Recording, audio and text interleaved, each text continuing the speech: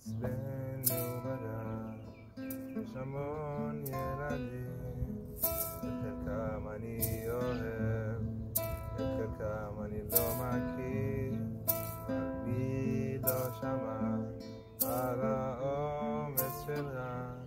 הוא הכי מהיר בחור, הוא הכי חזק בגן, אבל יש לו סוד אחד שפחדו לגלות, שהוא כל כך מאוהב באחת הילדות.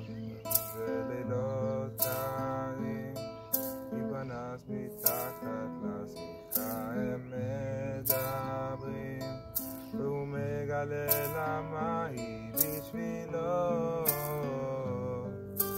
כל עולמו מוגן מתחת לשמיכה.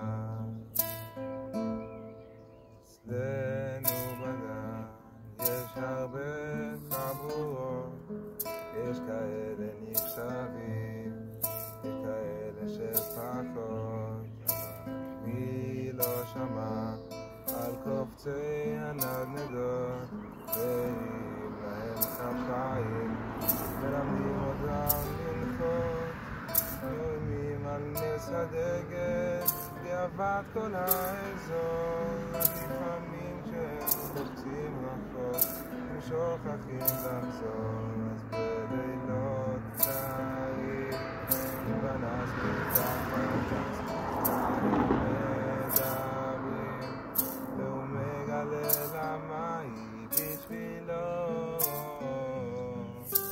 כל עולמו מוגן מתחת לשמיכה. אצלנו בגן נפרדים בשמחה, כי היום הוא לא ארוך ונפגשים שמחה, חוץ מאלה שפתאום לא חוזרים יותר לגן. אמרו לי שהם רק עברו דירה מעבר לענן, אז בלילות קרים עם פנס מתחת לשמיכה הם מדברים, והוא מגלה למה היא בשבילו בכך שהוא מציע לה להיות כל עולמו בערב שלפני המלחמה.